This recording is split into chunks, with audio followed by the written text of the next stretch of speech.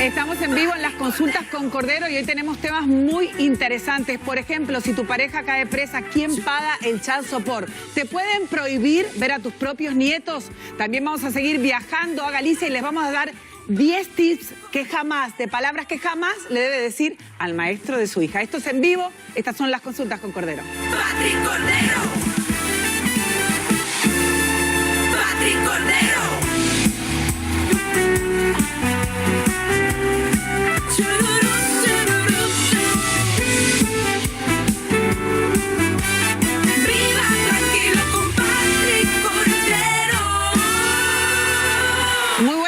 Qué gusto que estén con nosotros. Estamos en vivo en las consultas con Cordero. Estamos estrenando nuestro set de las consultas de Cordero, el miércoles familiar, como le decimos, donde tratamos todos los temas de familia y mucho más. Ya el hecho de tratar temas de familia a nivel legal significa muchísimas cosas y sé que por eso le prestan mucha atención a este programa del día miércoles de las consultas con Cordero. Como todos los miércoles, nos acompaña nuestra abogada de familia, Valesca Casanova Chacón. Buenas noches.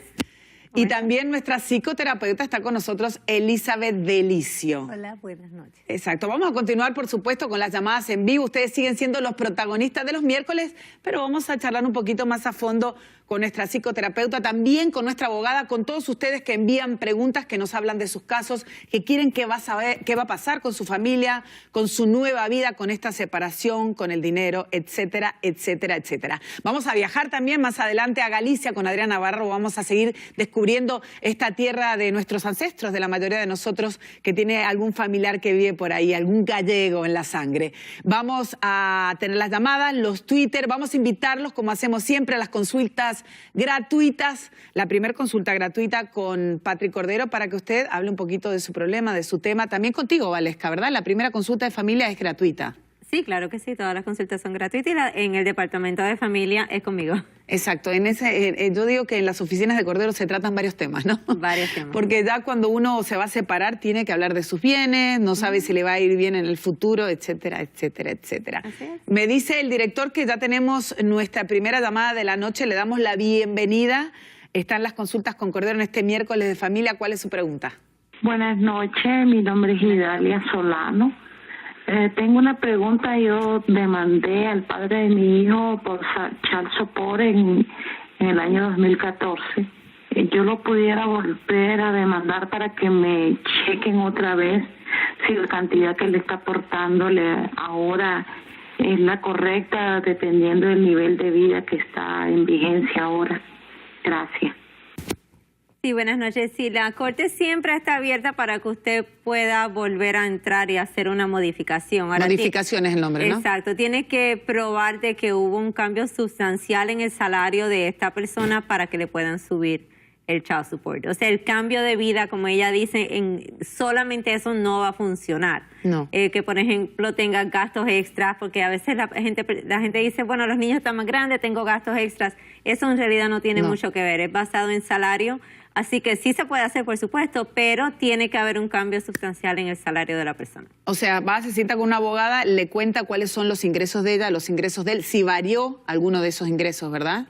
Si a alguien le entra más dinero o menos. Exacto, exactamente. Y el problema es que hasta que no se haga una modificación no vamos a saber si el salario de él subió o no. O sea, tenemos que tener una base, por lo menos que ella piense que cambio de trabajo, una compañía mejor, por ejemplo, que se supone que está haciendo más trabajo. No. Pero del momento que usted hace una modificación, que pide una modificación en la corte, hace una moción, ¿verdad? Una petición. Petición, perdón. Desde ese momento ya es válido, si hay un cambio de ingresos, ese dinero, ¿verdad? Sí, claro, va al filing date, o sea, si fallamos en marzo del 2018, hacemos una modificación y vamos a la corte en septiembre y nos dan la modificación, es retroactivo al día que se fileó la petición. O sea que en este caso de nuestra televidente, lo antes que actúe, ¿no? Y que ponga manos en el asunto, que se siente con la abogada y hable sobre lo que está sucediendo, es lo mejor, ¿no? Lo que más va a beneficiar tanto a sus hijos como a usted, por supuesto, porque varios casos que se presentan y nos cuentan, ¿no, Elizabeth, de qué situación están viviendo, de que les cuesta salir adelante, que no encuentran al marido, que cómo hacen.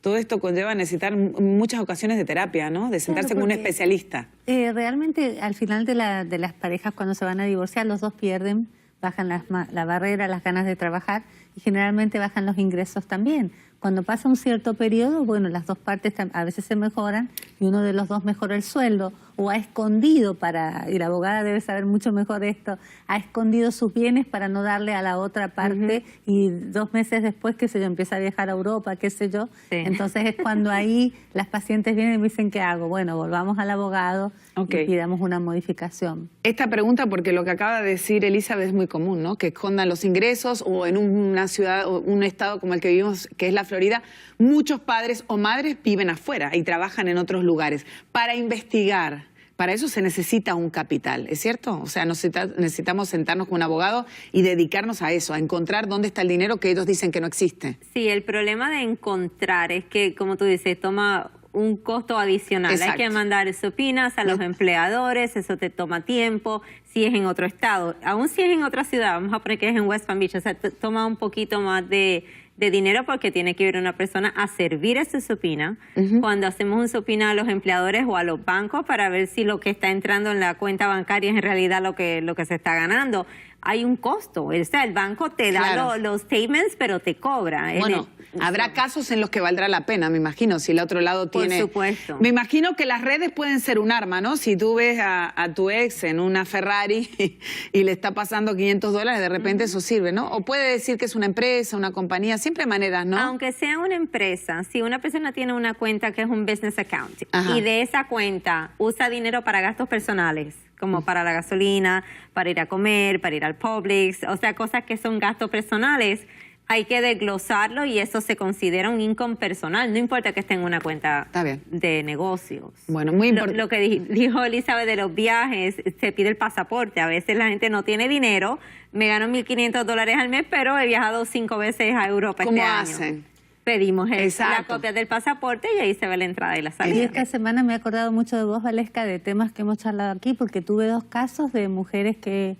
vivieron en la luna en su matrimonio, porque también no es solamente a veces la culpa del otro, sino que uno de los cónyuges no está atento a la movida, ¿no? Y cuando viene el divorcio se quedan como que, bueno, una persona de 30 años casada y no tenía idea de se murió el marido repentinamente, no estaba en el deed de la casa, bueno, y ahora perdió la casa. ¿Por qué? Porque no sabe lo que tenía, dónde estaba.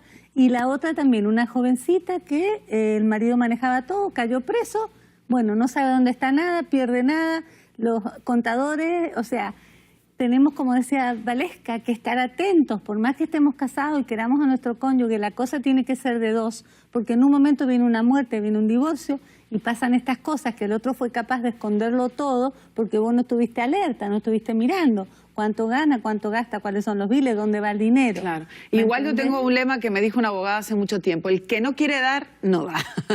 Aunque le quieras buscar, va a haber la manera de cómo no darte el dinero. Pero así que ahí está la buena fe del padre o de la madre, ¿no? De las ganas que tenga de que la otra parte, cuando esté con su hijo, pueda disfrutar de las ganancias. Si la otra parte no tiene en realidad ganas de hacerlo, puede llegar a esconder y puede maniobrar mucho, Valesca. Sí, claro, por supuesto, todo es posible. Todo es posible. Claro. Hay formas siempre de buscar a dónde está el dinero y en qué se gasta. Exacto. Hay gente que tiene negocios a nombre de otra persona, entonces ahí sí tenemos problemas, porque entonces no tenemos, ¿no? Bueno, los famosos testaferros, ¿no? Que tienen, o la gente que tiene negocios fuera del país, y ahí es más difícil. O sea, ahí te tenés que empezar a plantear, si recién nos casamos, estás escondiendo, estás guardando, te tengo que mirar, ¿qué pasó? Yo me quiero quedar en este matrimonio. Pero si empezamos con la mentira, empezamos a ocultar, ¿eso qué significa? Que no está la verdad, no está el trust. O sea, hay muchas cosas en tener. Uno de los temas que queríamos conversar hoy, porque nos ha llegado muchas cartas y es muy difícil que quieran hablar sobre este tema en cámara, es qué pasa cuando detienen a tu pareja, cuando está preso tu marido y tenía un child support que le había ordenado la corte, no sé, de $500. ¿Quién lo paga ahora? Cuando ya este señor está preso y no tiene ingresos. Hay una realidad, ¿no? No lo paga nadie. Nadie. O sea, no lo paga nadie. Para que una persona lo metan preso por child support, tiene que haber pasado un proceso. O sea, hubo una corte, esa persona no se presentó, usualmente le dan un segundo chance. A veces el no notices van a la dirección equivocada y por eso dan un segundo chance. Pero preso por otras cosas, por ejemplo, preso porque hizo algo criminal o porque ya no puede. No, nadie. ¿Quién lo va a pagar? Exactamente, nada. Tiene que ir a visitarlo a la cárcel y de repente tiene que... ¿Tienen que ir los hijos a visitar a sus padres a la cárcel? ¿Hay alguna obligación a nivel legal? No tienen que ir, pero la mayoría de los jueces últimamente lo están permitiendo siempre y cuando no haya una recomendación de una psicóloga o una terapista que es detrimental, que va a ser negativo para el niño ir a la cárcel a ver a su papá. Pero sí lo están permitiendo, no niños muy bebitos, ¿no? Pero ya niños más de 5, 6, 7 años sí lo están permitiendo. Van a la cárcel a ver a su papá. Pero cuando, en ese caso, yo tengo pacientes que dependían de ese child support o de ese marido, también hay otras ayudas que pueden pedir. Hay estampillas, está el welfare, o sea, si hay procesos que no se asusten, bueno, te metieron preso esta entrada de marido, pero bueno, este gobierno, este país nos da algunas ayudas que hay que buscar. Vayan a los abogados, infórmense siempre a los abogados a preguntar cuáles son las otras opciones. Si te metieron preso al marido y tener un niño menor, bueno, hay opciones para pedir. Otro de los temas que constantemente nos están llamando los miércoles para hablar con nuestra abogada es ¿qué pasa? No puedo ver a mis nietos, soy la abuela, ¿cómo puede ser que yo no tenga un derecho legal sobre mis nietos ya que no me lo permiten ver? ¿Es así? Mi propia hija, por ejemplo, no me deja ver a mis nietos. ¿Es así? Muy ¿Puede triste, ser así? pero la realidad sí, no, así es. Los abuelos en el estado de la Florida no tienen ningún derecho. Creo que hemos nombrado que en algunos casos, uno aquí, uno allá, la Corte ha permitido, porque a lo mejor los niños han vivido con los abuelos por X o Y motivo. Entonces la Corte permite, pero no es muy frecuente, a lo mejor 2 veces al mes, pero bueno, algo es algo. Pero por derecho, o sea, por el Estatuto de la Florida, no tienen ningún derecho los abuelos a ver a los niños. Elizabeth, ¿qué tan necesario es cuando un nieto pasa un tiempo importante, no diría o los fines de semana o todos los días, ese vínculo entre los abuelos y los nietos? Es importante que son todas las piezas de la Aunque familia. legalmente no se le estipule nada, ¿no? Que favorezca esta relación. ¿Qué tan importante es para un especialista como tú? Creo que Dios nos dio el support system, que es la familia, el abuelo, el tío. Todos ocupan un lugar en la vida del niño. Y si yo ahora me separo del padre del niño y le arranco todo porque yo estoy enojada con mi marido y entonces le dejo a mi hijo sin esa familia, soy un egoísta, a no ser que esa abuela o esa tía sea agresiva, violenta, me ataque, me hiera, pero de ahí todo, el niño va a buscar su familia porque la sangre de ese niño está ligada a esos abuelos y el día de mañana se va a dar vuelta contra esa madre y se lo va a decir. Y tenemos muchas películas que yo he estado viendo en Netflix últimamente, no sé si estoy diciendo propaganda, pero que están mostrando, no sé. Acá puedes decir un espacio independiente, puedes decir Netflix. Entonces, que muestran que los hijos se enojan contra los padres y les dicen, me arrancaste los abuelos, me arrancaste la vida. Ese abuelo que hoy no está puede representar ese padre que van a buscar mañana. Tú sabes que increíblemente yo he conocido cercanos casos que me parecen increíbles de gente que nunca ha querido saber quién es el padre y la madre. Y yo tengo la idea de lo que tú dices, ¿no? Que uno siempre quiere saber de dónde viene, y conozco casos que no han ni viajado, o sea, se han quedado con la versión del padre o de la madre y no han decidido tomar, y me llama mucho la atención, ¿no? No yet. No todavía. Ah, ok, está muy bien, no es gente todavía. joven, es gente joven de la que hablo. Espérate que venga la vida porque yo todos los casos de que no sea muy tarde, ¿no? Porque aunque sean asesinos. Mira, tengo un niño que me pedía a la madre después que la madre le quemó las manos en la hornalla. Y la madre está presa y el niño me pide a la madre. Porque siempre queremos saber nuestro origen. Y tenemos casos que han sido violados por los niños por los padres y quieren conocer, quieren ir a la cárcel y quieren, aunque sea cerrar ese capítulo de ese padre que los ha hecho daño. También me imagino que es por entender, ¿no? Porque tratar para preguntar a veces. Sí, sanar. Uno quiere siempre, al menos la mayoría de la gente normal, no sé si estoy en esa lista. Por eso, padres, cuando tomemos decisiones, por eso es tan importante la ayuda legal, la ayuda psicológica, venga a buscar la ayuda porque usted se mueve por sus emociones y su corazón. Y de por ahí los abogados, los psicoterapeutas, los psicólogos, podemos mirar un poco más allá el whole picture y poder ver la proyección de lo que usted está haciendo ahora, cómo va a rebatir en la vida de los niños. Valesca, todo este tema legal en muchas ocasiones, y por eso hay muchas preguntas que te las hacemos directamente nosotros, a la gente no le gusta sentarse con un abogado. ¿Te das cuenta cuando ya llega un cliente que está cohibido, que le cuesta contar la verdadera historia? Hay un trasfondo ahí emocional muy fuerte. Sí, hay de todo. Hay de todo. Hay gente que pues hablan desde el principio, esto es muy sencillo, esto se va a resolver, y al final es extremadamente complicado, porque la perspectiva de la gente es diferente a la que en realidad es. Mucha gente cohibida, por supuesto, cuando hay abuso, cuando hay violencia doméstica, el principio no te dicen nada, pero ya cuando empiezas a hacerle las preguntas, que yo tengo que preguntar, porque tenemos que saber si hay otros casos relacionados, hay violencia doméstica, hay esto, entonces ya la gente pues se abre un poquito. Sí, la consulta es legal, pero sí hay un cierto toque humano también para poder entender en realidad el porqué, ¿no?, de lo que están pidiendo. Tienes que tener una gran capacidad de entendimiento. Una persona que lleva 7 años casada con alguien, ¿verdad? Que ya tiene una hija adolescente. Okay. ¿Tiene que pagarle alimony cuando se separan, cuando se divorcian? Eso depende. Alimony no tiene nada que ver con child support. Alimony tiene que ver en la necesidad de una de las partes y la habilidad de la otra. No importa que sea mujer o hombre. Ok. 7 años es un matrimonio corto, así que lo más que le van a dar son 7 años de alimony. O sea, puede ser 6 meses, puede ser 2 años, puede ser 7 años, depende de la circunstancia de la persona.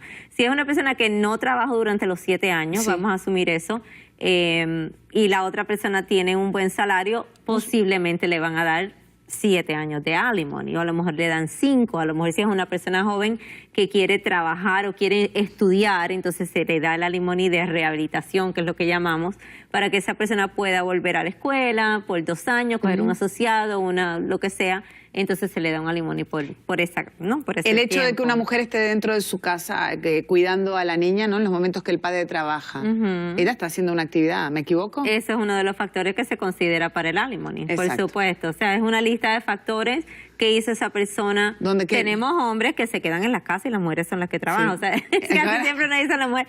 Pero sí pasa, y ese es uno de los factores. O sea, que otros bienes tienen casas, tienen propiedades, tienen 401k. Hay gente que no tiene nada. Y entonces lo único que tienen es el salario de la persona que gana más y la que se queda en la casa. Entonces, obviamente, ahí tiene que haber una transición, por lo menos para que esa otra persona pueda subsistir. Vamos a continuar, por supuesto, con todos estos temas. Nos vamos a Galicia dentro de un ratito. Vamos a ver las cosas que jamás se le puede decir a una maestra. Y yo presto mucha atención a esta lista porque a veces uno, con el afán de cuidar a su hijo, comete muchos errores. Vamos a una pausa y continuamos en vivo en las consultas con Cordero. Viva tranquilo con Patrick Cordero.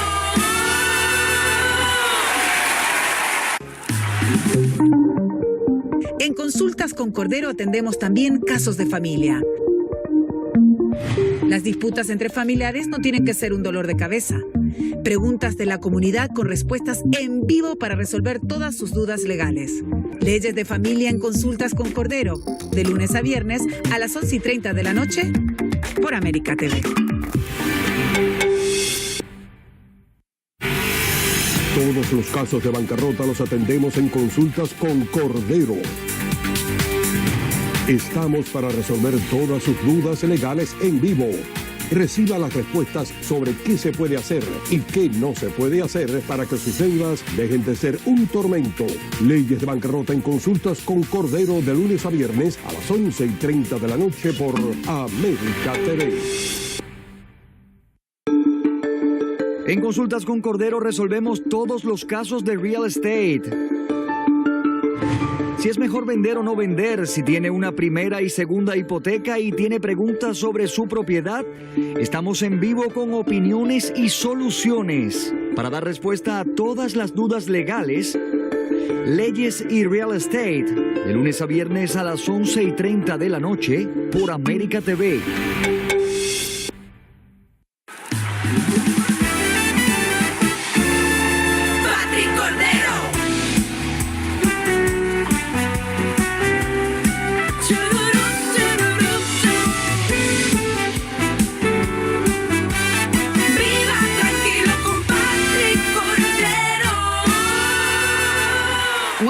Qué gusto que nos acompañan. Sí, estamos en las consultas con Cordero porque de repente nos ven en el sofá aquí muy relajaditas y estamos aquí en este miércoles familiar que se ha tornado un poquito el problema, los problemas, conversarlos con un especialista, saber cómo legalmente esos problemas los podemos enfrentar porque sí tienen solución, tienen un camino que en muchas ocasiones son completamente diferentes. Yo digo que casi siempre, ¿no? Cuando uno compara con nuestros países, las leyes sí tienen mucha diferencia.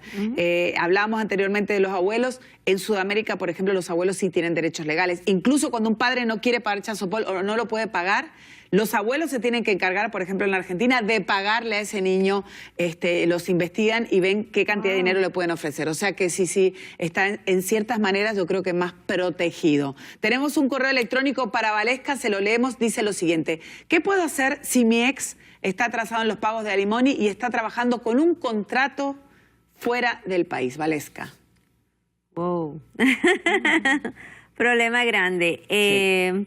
Si está atrasado en alimony, lo que hay que hacer es una moción de desacato, un motion for contempt en contra de esta persona. Ahora, trabajando fuera del país va a ser bien difícil. Lo que hemos hecho en algunas ocasiones, esos contratos fuera del país a veces son con compañías americanas, ¿no? Sí. Entonces, por ahí los podemos Más coger. fácil. O sea, lo podemos servir a través del empleador o supina lo que se gana a través del empleador y es más fácil. Si él no aparece, lo podemos publicar o algo así y al final hacer un income withholding order, que es una orden que permite que el dinero se saque directamente del cheque. Del cheque. Pero un poquito más complicado cuando está fuera. Obvio, esto sería una empresa americana, como bien aclaró nuestra abogada, ya cuando se habla O que tenga sede en los Estados Unidos, o sea, no necesariamente que sea... Si nos vamos a americana. Nicaragua y a Venezuela, la veo complicada, Es un poquito ¿no? complicada. La veo un poquito más complicada. Tenemos otro correo, señor director, para nuestra abogada Valesca. Dice lo siguiente, se los leo. Te lo leo. Buenas noches a todos. Si una pareja que no están casados se separan, ¿qué tan lejos puede irse qué buena pregunta, la madre con el niño de donde vive el padre? ¿Y cómo se calcula la cantidad de manutención entre los dos salarios? Have a nice day. A ver.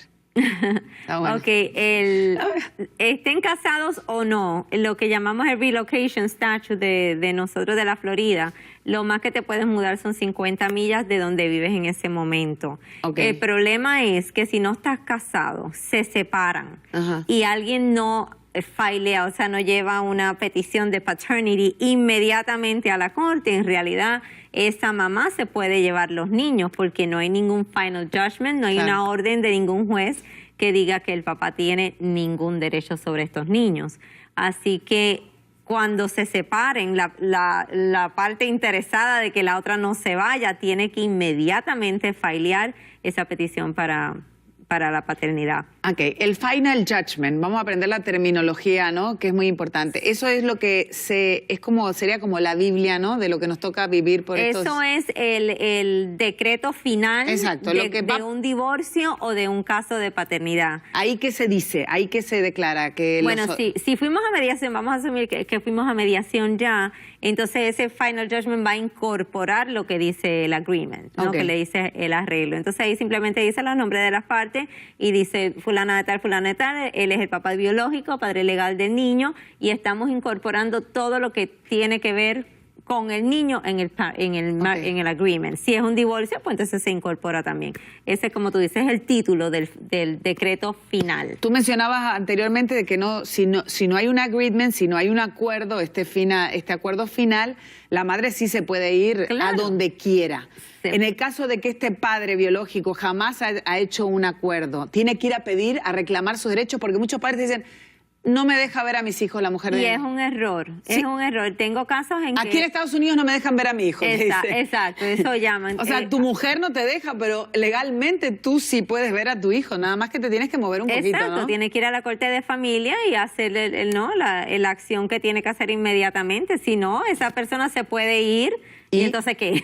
Se complica la cosa. Siempre puede hacer un paternity action, pero es más difícil porque a lo mejor la persona se fue a Nueva York. Es más Vamos a complicado. asumir. Entonces hay que servirla allá, hay que pedirle que venga acá, entonces se complican las cosas. Pero son 50 millas, lo que estaban preguntando, Sí. o sea, ya vamos a suponer, Ajá. ¿no?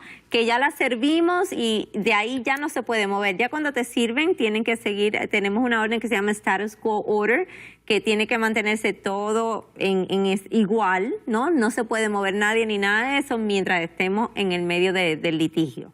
Ok. Así que eso es lo que tiene que hacer. Esto que hablabas de la paternidad, tiene que ir obviamente a decir, este es mi hijo, ¿no? O sea, nunca lo había... Tiene dos opciones. La persona puede acknowledge, aceptar en corte, este es mi hijo, yo no necesito ningún DNA, o puede pedir un DNA si es que tiene alguna duda. O sea, tiene la opción, porque no estabas casado. Exacto. No estabas casado. Si tiene Tenemos problemas a veces cuando las personas, estás casada con una persona, se separan, no se divorcian, entonces tienen una relación con otra persona. Eso es un problema porque el padre legal de ese, y vamos a poner la segunda pareja tiene un niño, el padre legal de esa criatura es el esposo, que no es el padre biológico. Entiendo. Entonces ahí tenemos que divorciarlos, hacer un affidavit de que ese no es el papá, sino es el otro, y después hacer un caso de paternidad con la segunda pareja. Se puede complicar un poquito. Y si en el momento, aquí no sé si es en todos lados, pero en el Mount Sinai es así. Nace tu hijo y obviamente te preguntan el nombre, ¿no? Sí. Si tú decides el nombre que tienes, si el padre no está presente, no lo tiene. Bueno, ¿cómo es esto? Sí, usualmente en los hospitales, si tú estás casada. No, sin estar casado. Estamos hablando sin estar casada, tú básicamente pones el nombre que tú quieras. O a lo mejor dice, no sé el nombre. Y no tiene ni que firmar el certificado, ¿no? Es como un affidavit que firman abajo.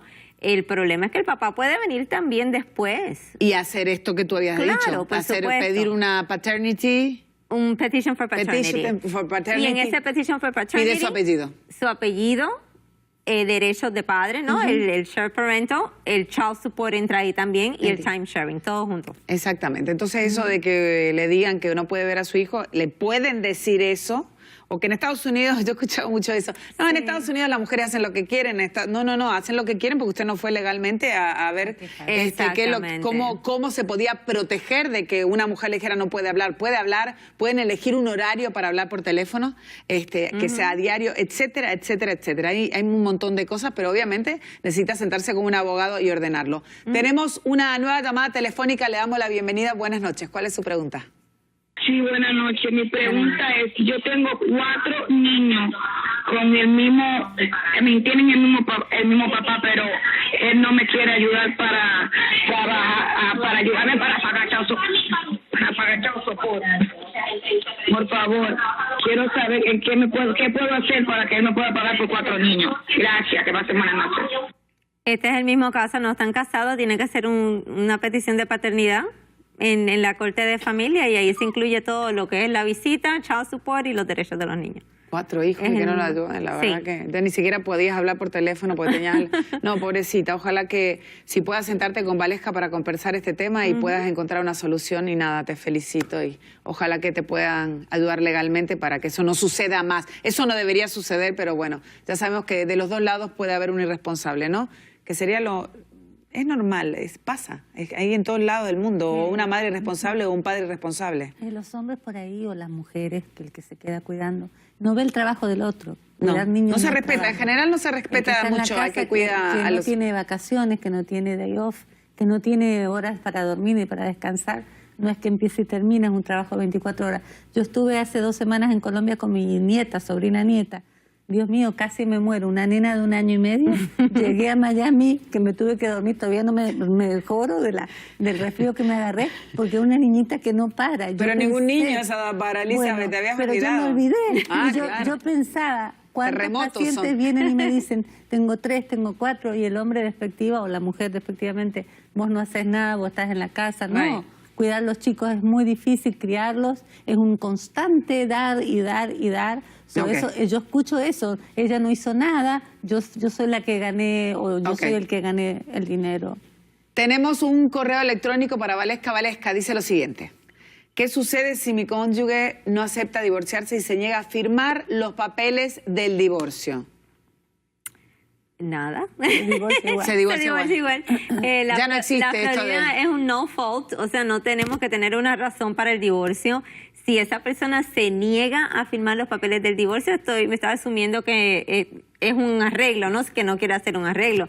Simplemente uno pide una audiencia delante del juez y el juez te va a divorciar de todas maneras. O sea, si hay cosas que decidir, como si tienen bienes, deudas, niños, ahí se hace todo junto. Ahí se hace todo. Pero no tiene que firmar nada. O sea, no puedes obligar a nadie. Aún en la mediación, vamos a mediación, y si la otra persona no está de acuerdo, no lo puedes obligar. Entonces lo ponemos para una vista delante del juez y al final sí. Que dicen que es mejor hacerlo antes, ¿no? Porque después el juez no sabe cómo se va a levantar. Vamos a una breve pausa comercial. Vamos a hablar con nuestra psicoterapeuta a ver qué cosas no le debemos decir nunca a la maestra.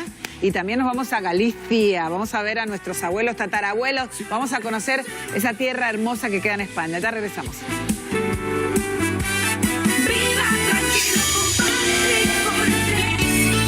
Dan ganas de conocer, ¿no? ¿Has ido a Galicia, Elizabeth? No, pero he ido a España y me encanta. A mí también, es Barcelona, hermoso. qué lindo. Todo divertido, Sí, me sí. encanta. Pero aparte, como que, bueno, nosotros somos mini españoles, ¿no? En un montón de Exactamente. costumbres, de la manera de disfrutar de la vida, pero cuando llegamos a Estados Unidos nos tenemos que adecuar a muchas cosas y es diferente. Y la calidad de vida allá, que es muy parecida a La la siesta me Argentina. gusta a mí, la siesta es lo que más me gusta. Les había prometido charlar de algo muy importante, sobre todo ahora empezaron las escuelas y uno se enfrenta a esa maestra, lo digo por experiencia propia, que de repente dice, bueno, primero que el idioma es otro, que la manera de tratar a nuestros hijos es diferente, porque ella es la maestra, uno es la madre, y es una listita que armamos aquí en la producción de cosas que nunca se le debe decir a la maestra de un hijo, ¿verdad? Es una lista muy interesante. Estoy de acuerdo con varias de las temitas. Por ejemplo, Elizabeth, ir a la maestra y decirle, bueno, mi hija me dijo, mi hija me contó que usted, por ejemplo, le dice, me ha pasado,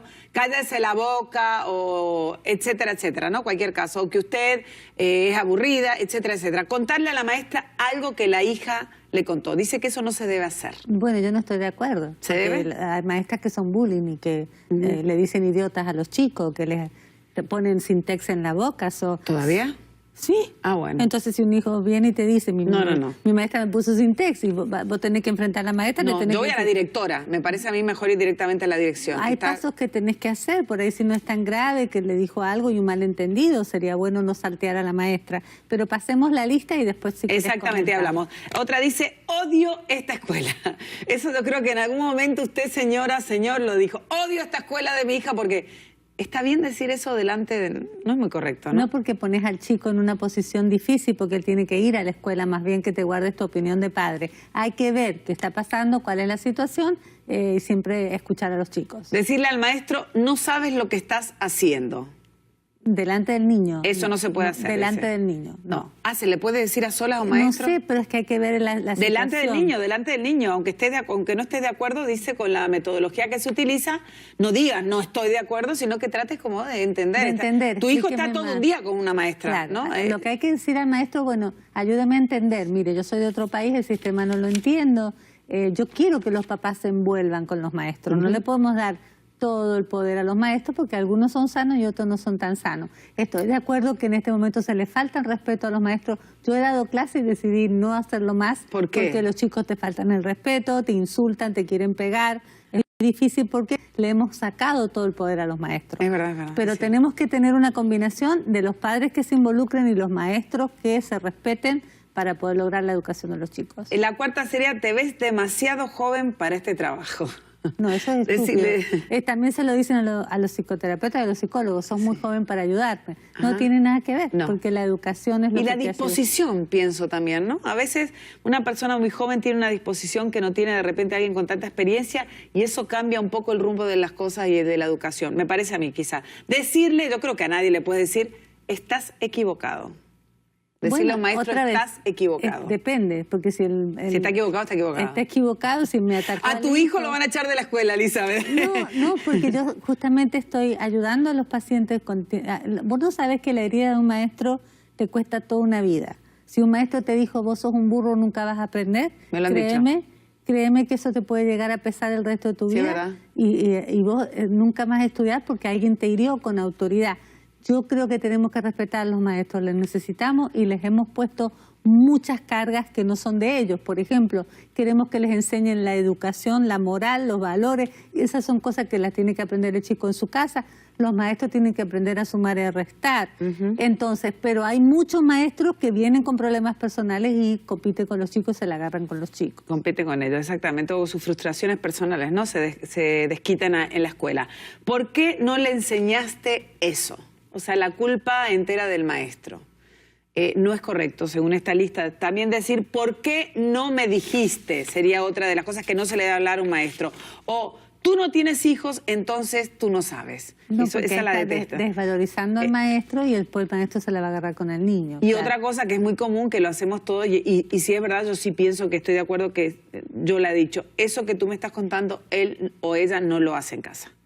Me parece que ahí... Entonces ahí hay que buscar la ayuda, porque sí, de verdad, hay chicos que actúan en la escuela de una manera y hoy tuve yo un caso así, que el niño en la escuela se comporta de una manera y en la casa opuesto. Porque sí, porque el chico puede llegar un problema en la casa y comportarse con los padres con agresión y en la escuela ser bien porque se lleva bien con la maestra o viceversa. Ok. Esto está muy bonito, pero últimamente uno se comunica con los maestros a través de una app que se llama Remind, con el que habla con los maestros. Uno no ve a los maestros son como una sombra con la que uno chatea. A mí me llama poderosísimamente la atención, pero veo que hacia eso va la educación, ¿no? Que cada vez uno se sienta menos con el maestro.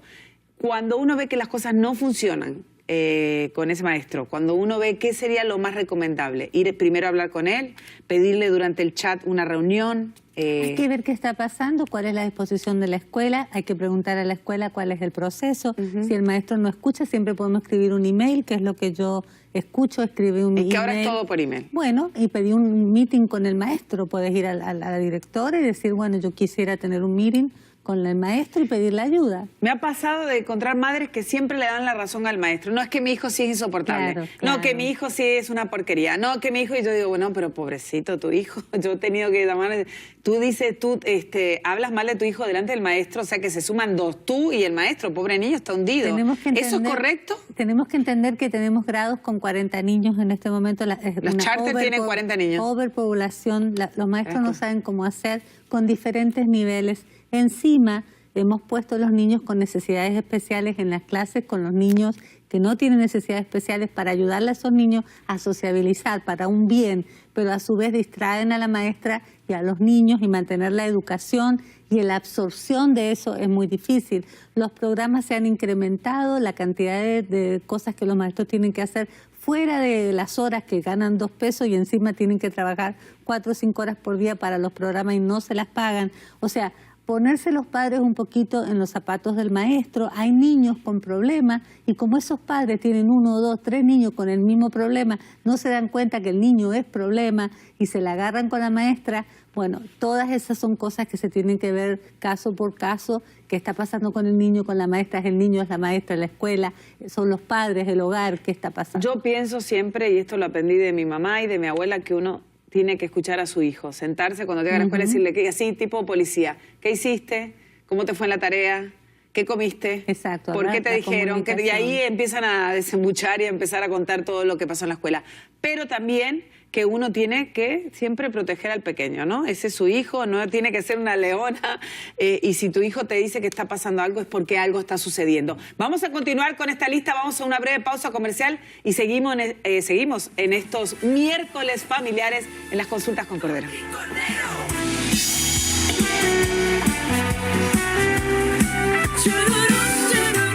Y seguimos en las consultas con Cordero. Anteriormente hablamos con Valesca, escuchamos sus preguntas y ahora en estos últimos minutos hemos hablado de algo muy importante. La escuela empezó una nueva maestra, una nueva forma de ver la educación, un nuevo método. Me pasa a mí en mi casa que mi hija todavía extraña a la otra maestra. Le dije, bueno, esa no la vas a ver. Exacto. Y dimos recién una lista de cosas que no se le deben decir al maestro de su hijo. ¿Por qué? Porque en la mayoría de los casos también exponemos mucho a nuestro niño, creamos una situación incómoda con el maestro que puede perdurar si el maestro es medio rencorosillo, Claro.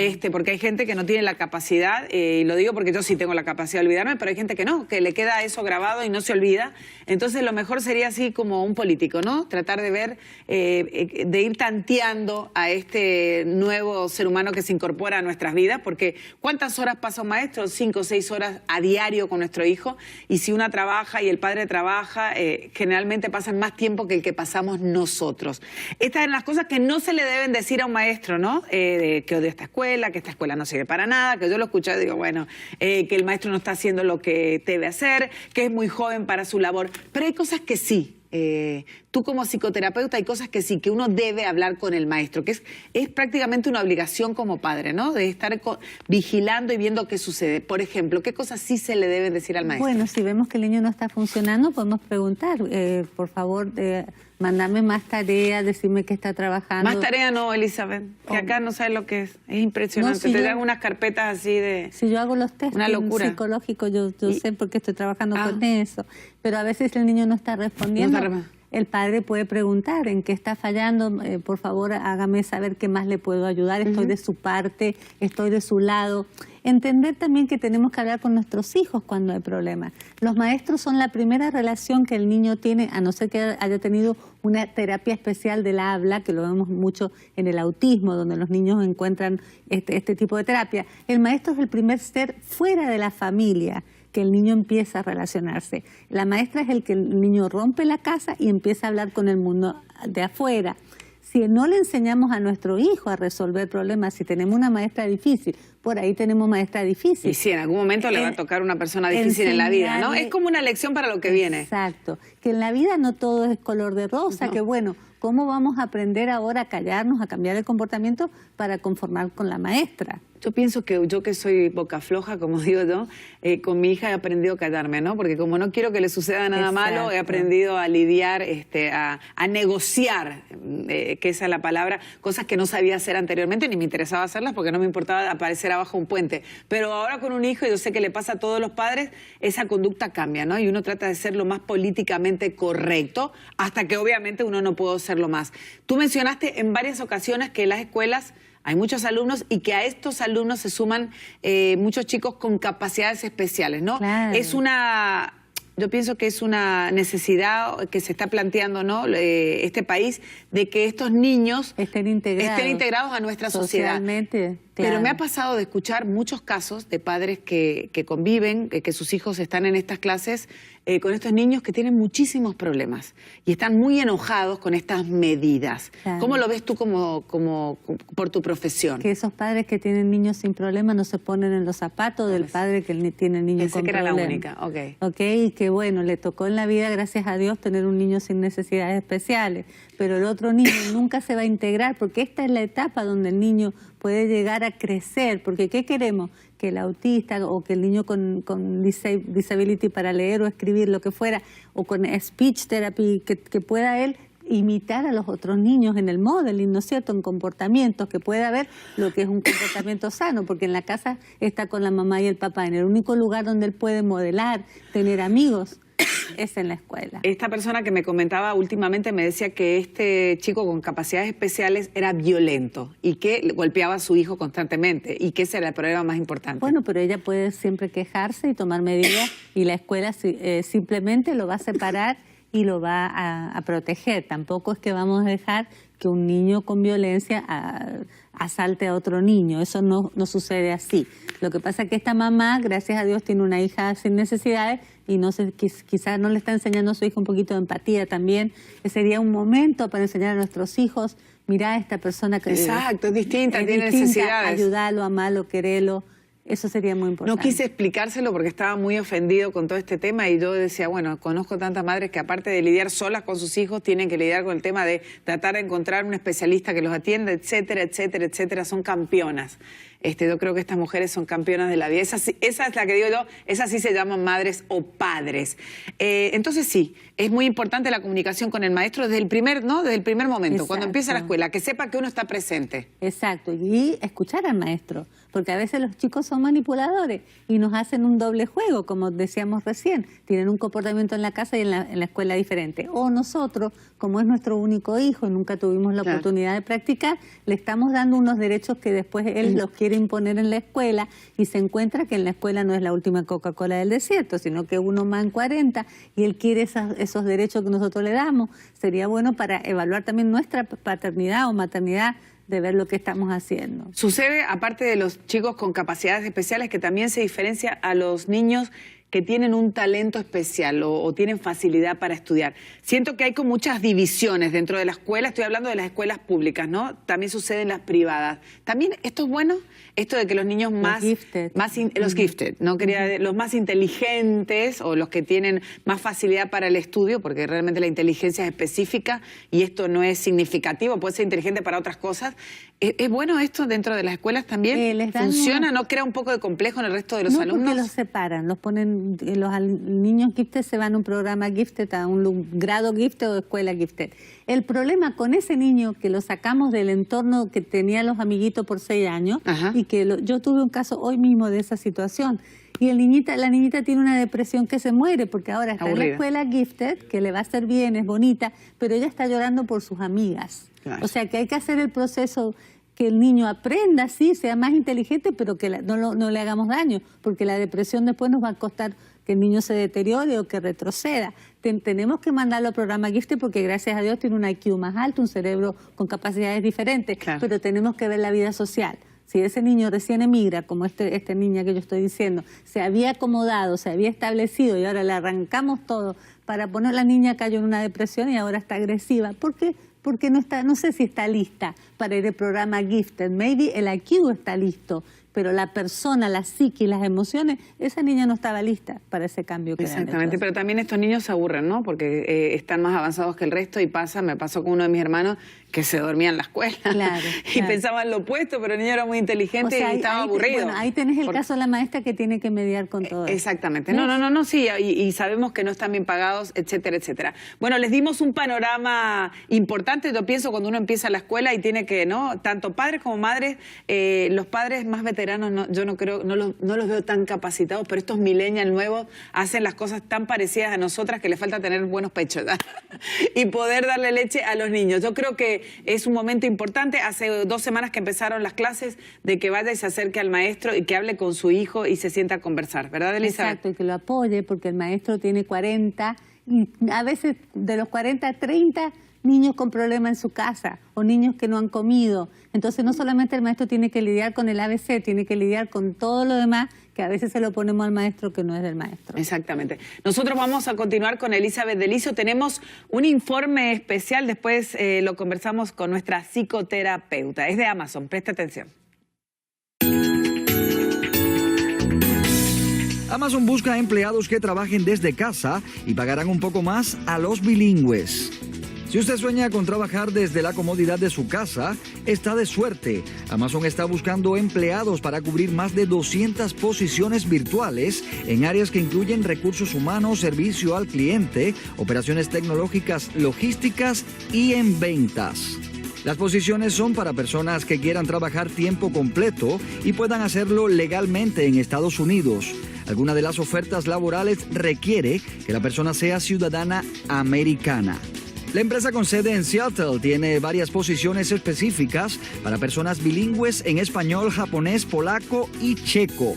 El salario para los bilingües incluirá un bono adicional de $1.50 por la hora. Si estás interesado en trabajar para Amazon, debes aplicar en la oferta a través de la página que te aparece en pantalla. Es un sueño hecho de realidad, ¿no?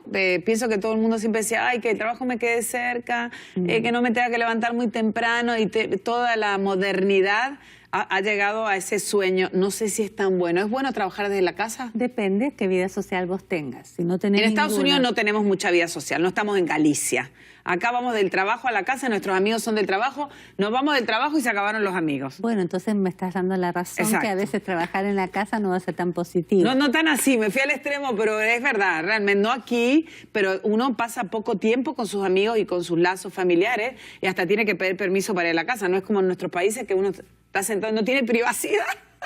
Le aparecen los amigos por cualquier lado, ¿no? Bueno, entonces después terminar mi consulta con depresión y estrés. Exacto. Tenés que buscar el equilibrio, tener tu trabajo, tener tu vida en el gimnasio, en tus reuniones. O sea, si la persona va a trabajar en la casa y después puede acomodar una vida social, obvio, es importante. Si es un ermitaño, no está... No, o sea, si va a ser extrovertido o introvertido, una persona introvertida le va a venir bárbaro, no va a tener que salir. La persona depresiva, que ni siquiera se va a tener que levantar, eso le va a subir la depresión.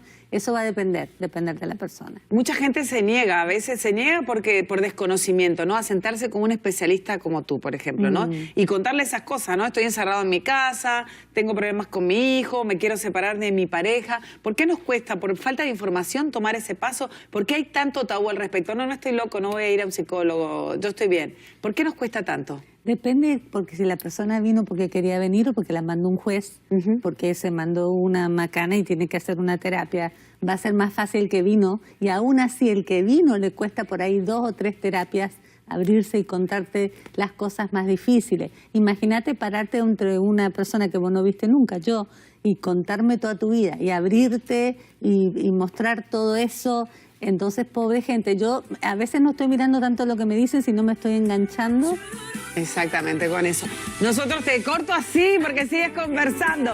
Nos vamos, ya llegamos al final. Gracias por estar con nosotros. Los esperamos a la misma hora en las consultas con Cordero. Bye.